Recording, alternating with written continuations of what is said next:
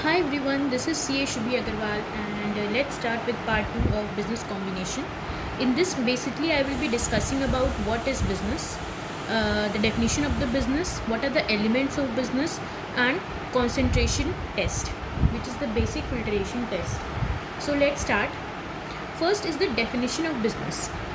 Ind AS 103 defines business as an integrated set of activities and assets that is capable of being conducted and managed for the purpose of providing goods or services to customers, generating investment income such as dividends or interest, or generating other income from ordinary activities.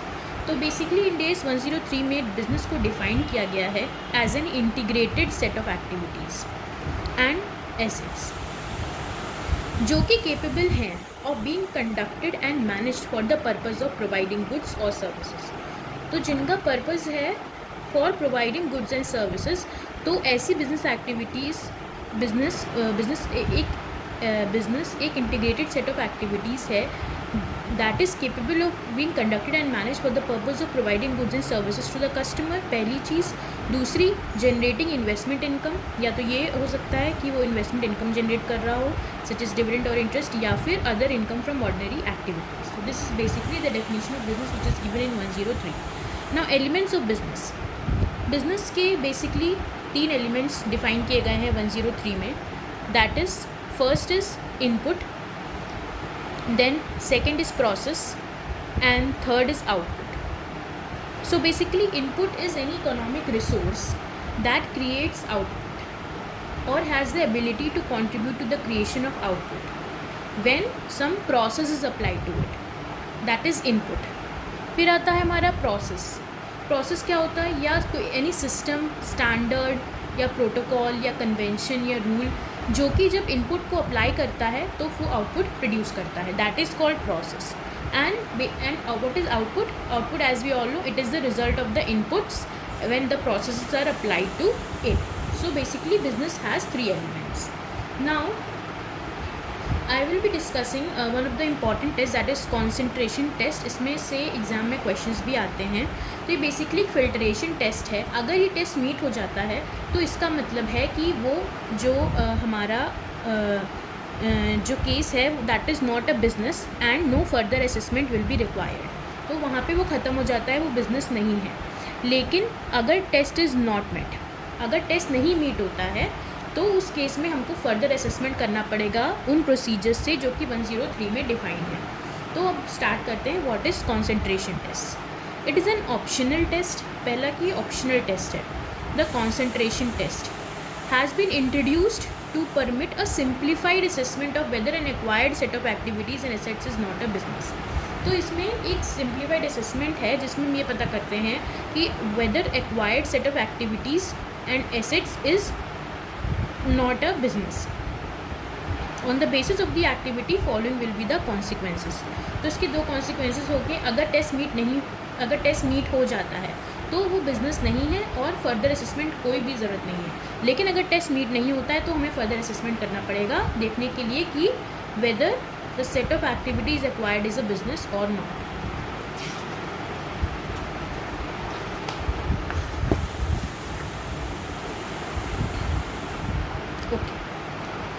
Now the following condition should be present to meet the concentration test. अब concentration test कब meet होगा? The concentration test is met if substantially all the fair value of the gross asset acquired is concentrated in a single identifiable asset और group of similar identifiable asset. तो इसका जो तरीका है identify करने का कि वो मीट हो रहा है कि नहीं, वो ये है कि substantially all the fair value of the gross asset acquire, जो भी हम ग्रॉस एसेट एक्वायर कर रहे हैं उसका substantially all the fair value, उसका जो भी फेयर वैल्यू है उन एसेट्स का दैट इज़ कॉन्सेंट्रेटेड, वो इकट्ठा हो रखे हैं इन अ सिंगल आइडेंटिफिएबल एसेट और group of similar identifiable asset. वो एक सिंगल आइडेंटिफिएबल एसेट में पूरा उसका सब्सटैंशियल वैल्यू आ रहा है। नाउ फॉर कॉन्सेंट्रेशन टेस्ट, अब और पॉइंट्स इसमें क्या जो हमें देखने हैं। Gross asset acquired shall exclude cash and cash equivalents. अभी हम एक क्वेश्चन करेंगे उसमें क्लियर हो जाएगा। अब क्वेश्चन करने के लिए कुछ चीज़ें समझनी पड़ेंगी, जैसे कि ग्रॉस एसेट में क्या क्या एक्सक्लूड होता है। Gross asset exclude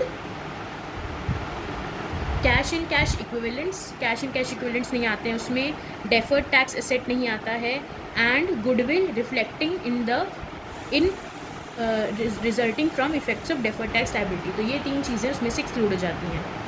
fair value of the gross asset shall include, fair value of the gross asset में क्या क्या आएगा, shall include any consideration transferred, जो भी कोई भी consideration transferred that will be included, plus the fair value of the NCI that is non controlling interest. ये जो चीज़ें हैं जैसे आ रही है हमारी non controlling interest, previously held equity interest, ये आगे जब हम कंसोलिडेशन वाले चैप्टर्स करेंगे तो वो और क्लियर हो जाएंगी चीज़ें। नॉन कंट्रोलिंग इंटरेस्ट जो जिनका कंट्रोल नहीं है उनका जो भी इंटरेस्ट होता है उसको बोलते हैं नॉन कंट्रोलिंग इंटरेस्ट, और जो बेसिकली जो कंट्रोल रखता है उसको हम कंट्रोलिंग इंटरेस्ट बोलते हैं। तो fair value of the gross asset shall include consideration transferred plus fair value of the NCI and fair value of the previously held interest in excess of the fair value of net identifiable asset acquired. That will do question, it will be more clearer. A single identifiable asset shall include any asset or group of asset that would be recognized and measured as a single identifiable asset or business combination. अब if a tangible asset is attached to and cannot be physically removed and used separately from another tangible asset, अगर एक tangible asset है जो कि attached है किससे, एक दूसरे टैंजिबल एसेट से, और वो आपस में they can not be physically removed and separated from each other without incurring significant cost. अगर हमको उनको सेपरेट करना है तो हमें एक सिग्निफिकेंट कॉस्ट इनकर करना होगा, या फिर significant diminution in the utility और fair value of either asset, for example land and building, those asset shall be considered as single identifiable asset. तो उनको हम बोलेंगे सिंगल आइडेंटिफिएबल एसेट, ठीक है।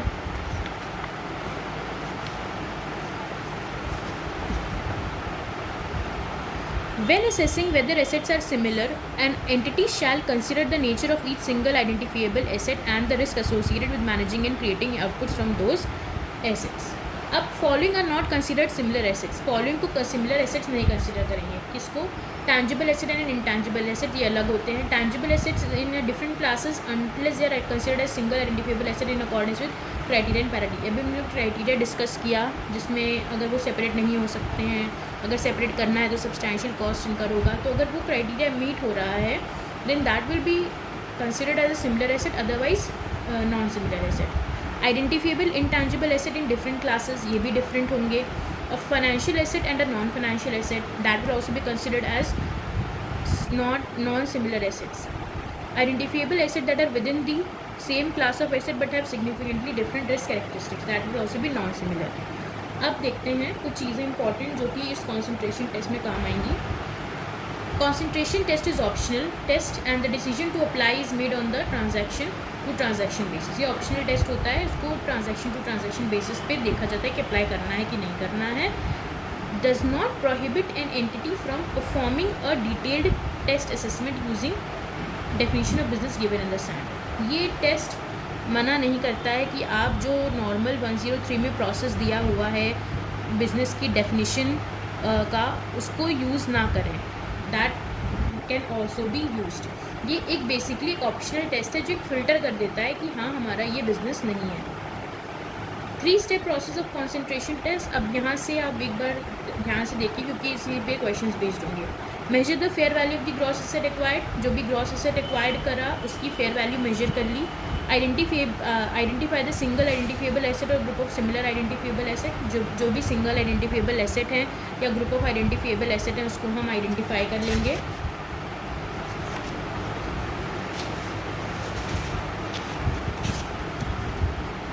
Determine if substantially all the values determined in point A is concentrated in the value determined in point B।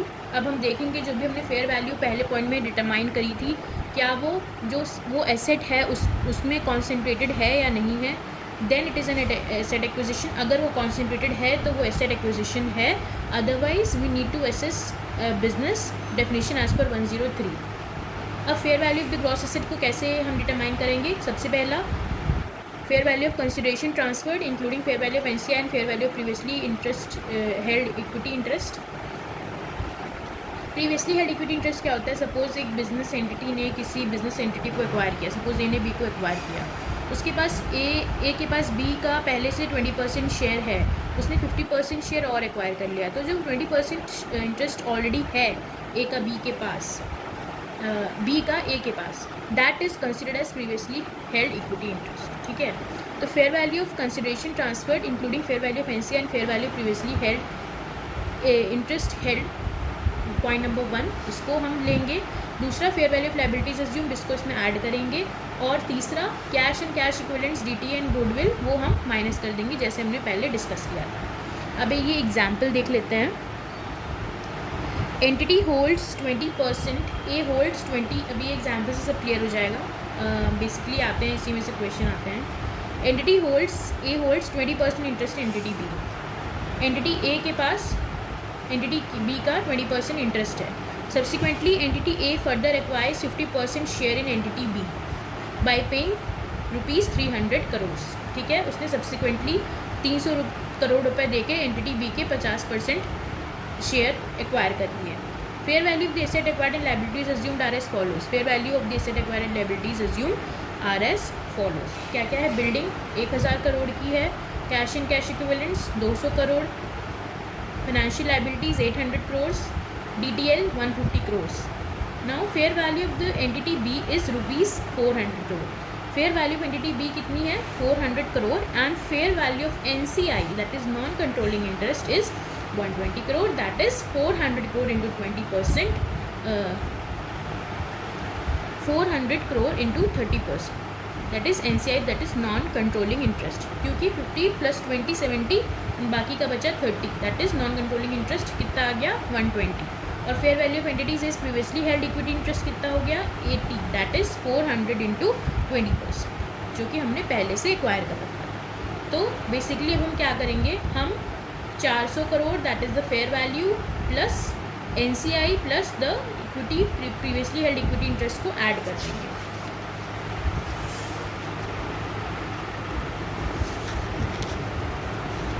अब entity A needs to determine whether acquisition is an asset acquisition as per concentration test. Fair value of the consideration transferred including fair value of NCI and fair value previously held interest, दो तीनों को हम add कर देंगे, that will come to 500 crore. अब इसमें हम add करेंगे fair value of the liabilities assume, जो भी हमने लायबिलिटीज अज्यूम करी दैट इज़ 800 करोड़, उसको ऐड कर देंगे। और कैश एंड कैश इक्विवेलेंट जो कि 200 करोड़ था उसको हम माइनस कर देंगे। तो fair value of the gross asset acquired कितनी हो गई? 1100। अब अगर हम देखें तो जो हमारी बिल्डिंग की वैल्यू थी दैट वाज 1000 करोड़, और जो हमारी fair value of the gross asset acquired है दैट इज़ 1100 करोड़। तो बेसिकली हमें दिख रहा है कि जो हमारा fair value of the gross asset acquired है वो पूरा लगभग जो हमारा single identifiable asset that is building में आइडेंटिफाई हो पा रहा है, ठीक है। तो in the above scenario substantially all the fair value of the gross asset acquired is concentrated in a single identifiable asset, that is building. Hence it should be asset acquisition. Why? Because 91% of the value of the gross asset is concentrated in a single identifiable asset, that is building. A judgment is required to conclude on word substantially as the name is not defined in, as the same is not defined in the standard. Substantially क्या होता है ये standard में definition नहीं है, इसलिए हमको वो जजमेंट के बेसिस पे पता लगाना पड़ेगा कि व्हाट डज सब्सटैंशियल मीन। और यहाँ पे because 91% of the value of gross asset value has been identified in building, so उसको हम सब्सटैंशियल माना गया है and hence the above transaction is asset acquisition. तो बेसिकली हमने क्या किया, हमने फेयर वैल्यू ऑफ कंसिडरेशन निकाली, उसमें फेयर वैल्यू ऑफ NCI और प्रीवियसली हेल्ड इक्विटी को इंटरेस्ट को ऐड कर दिया। उसके बाद हमने लायबिलिटीज़ की वैल्यू निकाली, फिर हमने कैश एंड कैश इक्विवेलेंट्स की वैल्यू को से माइनस कर दिया, फिर हमारा टोटल आया, फिर हमने देखा वो कितना परसेंटेज है ऑफ हमारा एसेट, फिर अगर वो सब्सटैंशियली उसका पार्ट है एसेट का तो हमने मान लिया कि that is an asset acquisition. अब यहाँ पे ये ख़त्म हो जाता है, इसका मतलब कि अब ये बिजनेस नहीं है और further assessment is not required. Okay, so this was all about concentration test. Further the other part of this chapter I will be discussing in other videos. Thank you so much for watching.